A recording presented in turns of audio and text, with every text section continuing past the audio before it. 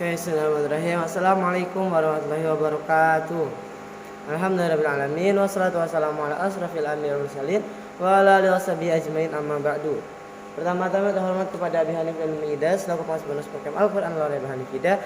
Yang kedua terhormat kepada guru-guru MTSM Al-Quran Lawrey Hanifida. Dan yang ketiga terhormat kepada kedua orang tua saya dan tidak lupa pula kepada teman-teman saya banggakan. Nah, jadi perkenalkan, saya Al-Hikam Tajul Aulia. Di sini saya akan mempresentasikan tentang tanda baca. Nah, jadi tanda baca yang pertama itu ada titik.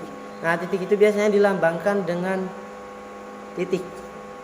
Nah, jadi tanda baca titik ini berfungsi sebagai penanda akhir kalimat. Nah, jadi misalnya itu ada kalimat di akhir paragraf itu biasanya ada tanda baca yang namanya titik. Kemudian yang kedua untuk memperjelas jumlah. Contohnya itu misalnya itu 1 juta. Nah, 1 juta itu kan memerlukan titik 1.000.000. Nah, atau misalnya 1000 kan 1.000. 10.000 10.000.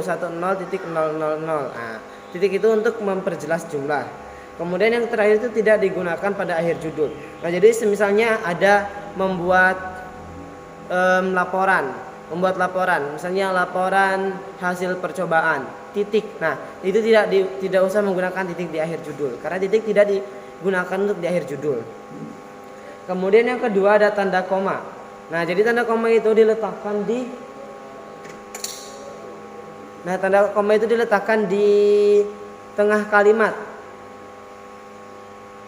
Contohnya itu seperti apa ya? Aku ingin pergi ke pasar, kemudian aku, nah itu diletakkan di tengah kalimat. Kemudian yang kedua identitas yang ditulis berurutan. Contohnya itu seperti apa ya? Bandung, 23 Februari. Nah, itu untuk identitas yang ditulis berurutan. Bisa juga untuk penulisan gelar. Contohnya seperti Al-Hikam Tajul Aulia, M apa gitu. Nah, pokoknya itu untuk penulisan penulisan gelar. Nah, kemudian yang ketiga ada tanda seru. Nah, tanda seru itu untuk menunjukkan ekspresi kaget atau emosi yang kuat. Jadi misalnya itu kayak apa? Nah, apa itu kan sebenarnya kan tanda tanya, tetapi lebih ke kaget. Apa? Nah, kemudian untuk kalimat perintah juga. Jadi sebenarnya ambilkan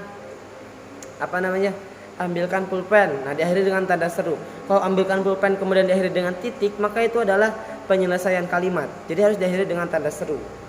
Kemudian yang terakhir ada tanda tanya. Tanda tanya untuk menanyakan sesuatu. Jadi sebenarnya apakah kamu bisa meminjamkan pulpen? Tanda tanya. Nah, kemudian